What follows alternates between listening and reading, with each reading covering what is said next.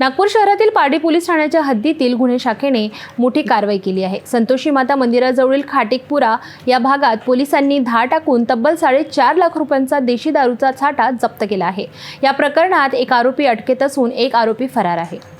गोपनीय माहितीच्या आधारे नागपूर शहर गुन्हे शाखेच्या पथकाने 21 ऑगस्ट रोजी पारडी पोलीस ठाण्याच्या हद्दीत संतोषी माता मंदिराजवळील प्लॉट नंबर 1915 येथे धाड टाकली। या ठिकाणी आरोपी 56 वर्षीय राजकुमार जयनारायण जयस्वाल राहतो। छाप्यात आरोपीकडे देशी दारूचा मोठा साठा आढळून आला। पोलिसांनी एकूण 119 बॉक्स जप्त केलेत। असा एकूण 4,70,400 रुपये किमतीचा मुद्देमाल पोलिसांनी ताब्यात घेतलाय। या प्रकरणात मुख्य आरोपी राजकुमार जयस्वाल अटकेत असून त्याचा मुलगा 19 वर्षीय यश राजकुमार जयस्वाल हा फरार आहे। पोलिसांनी महाराष्ट्र दारूबंदी कायद्याअंतर्गत गुन्हा नोंदवला असून पुढील तपास पारडी पोलीस करीत आहेत। नागपूर शहरात सध्या चालू असलेल्या पोळा व मारबत या सणाच्या अनुषंगाने ड्राय डे असतो।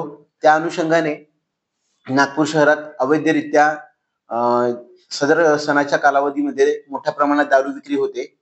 सदरच्या दारू विक्रीवर प्रतिबंध करण्यासाठी माननीय पोलीस आयुक्त नागपूर शहर, सह पोलीस आयुक्त नागपूर शहर, अप्पर पोलीस आयुक्त गुन्हे नागपूर शहर, पोलीस उपायुक्त गुन्हे, सहाय्यक पोलीस आयुक्त गुन्हे यांनी गुन्हे शाखेकडील प्रत्येक पथकाला आपापल्या कार्यक्षेत्रात सक्त कारवाई करण्याबाबतच्या सूचना दिलेल्या होत्या।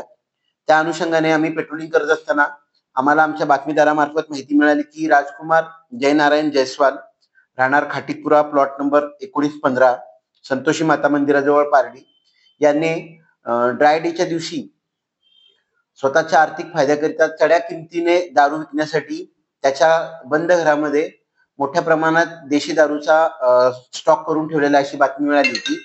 सदर बातमीच्या अनुषंगाने राजकुमार जयनारायण जयस्वाल याच्या घरी छापा कारवाई करून त्यांनी त्याच्या घराच्या बेडरूमच्या बाथरूम मध्ये जो 119 देशी दारूचा बॉक्स साठा करून ठेवला होता, त्याची एकूण किंमत आहे 4,70,400 रुपये। सदरचा देशी दारूचा मुद्देमाल जो आहे तो सदर छापा कारवाई दरम्यान जप्त करण्यात आलेला आहे।